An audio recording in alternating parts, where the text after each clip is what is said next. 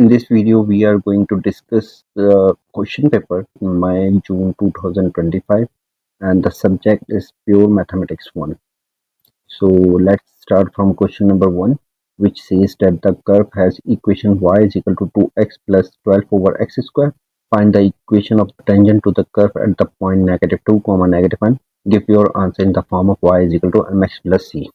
Okay, we know that to calculate the equation of the tangent, we need slope of the tangent and the point so that we can apply slope point form. To calculate the slope of the tangent, slope of tangent is mt, which is equals to derivative of curve at -2, -1.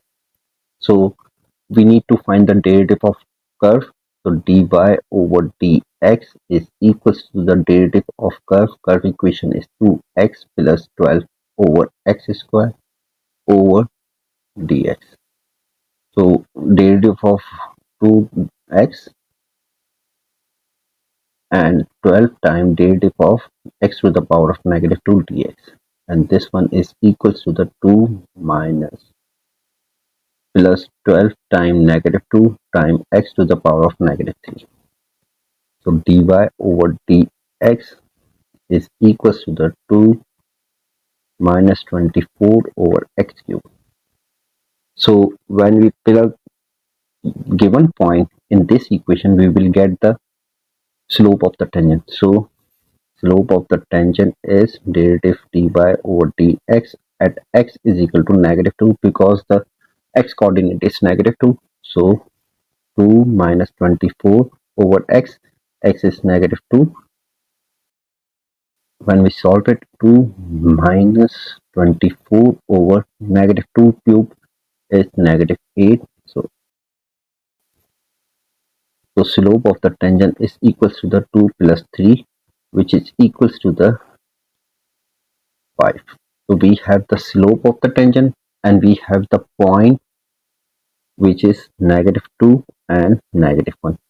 So equation of the slope can be found by using slope point form. Using slope point form. So slope point form is y minus y1 equals to m times x minus x1. So we have x1 and y1. So when we plug this value and the slope value in this equation, we will get y minus y1. y1 is -1 is equal to slope, which is 5, and x minus x1, which is -2. So when we solve it further, it will be y plus 1 equals to 5, x plus 2, and okay, when we switch 1 on the right side, it will be y is equal to 5x plus 10, 5 10 to 10 minus 1. So y is equal to 5x plus 9. So this is the required format, which is y is equal to mx plus c, and in this case m is 5 and c is 9.